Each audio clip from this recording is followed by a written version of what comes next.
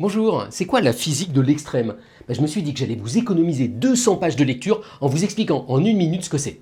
Alors la physique de l'extrême, c'est pas un domaine de physique en soi. C'est en fait à chaque fois que les physiciens ou les physiciennes repoussent les limites du possible, à chaque fois qu'ils battent un record. Par exemple, quand les chercheurs ont battu le record de la pression la plus élevée ou de la température la plus basse. Ça peut aussi être inventer une façon extrême de mesurer, par exemple le microscope le plus puissant ou la caméra la plus rapide. Alors en général, c'est des expériences complètement délirantes, fabriquées sur des dizaines d'années avec des dizaines, des centaines de chercheurs. Et donc on pourrait se dire, mais est-ce que ça vaut vraiment le coup de mettre toute cette énergie pour battre juste ce genre de record? Et alors le truc drôle, c'est que j'ai été interviewé un peu partout dans le monde les chercheuses et les chercheurs qui ont battu ces records pour leur demander.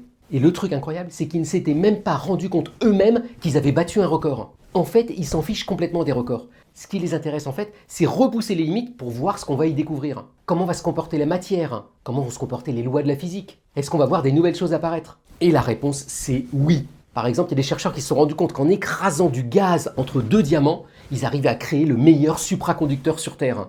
Et puis surtout, et c'est peut-être le plus important, quand on se place dans ces conditions extrêmes, on peut tester les grands mystères de l'univers. Et alors je vous raconte tout ça parce que moi ça me fascine. Ça me fascine tellement que j'en ai écrit ce livre, ça m'a pris 1 an. Et je me suis amusé à vous raconter un petit peu ces histoires incroyables, comme je le fais habituellement sur les réseaux sociaux. Sauf que là, j'ai pu prendre mon temps pour vous raconter les histoires, la science, les anecdotes et tout ce qui se cache derrière ces incroyables expériences. Donc voilà, ça s'appelle La physique de l'extrême, c'est pour tout public et j'espère que ça vous plaira. Bonne journée!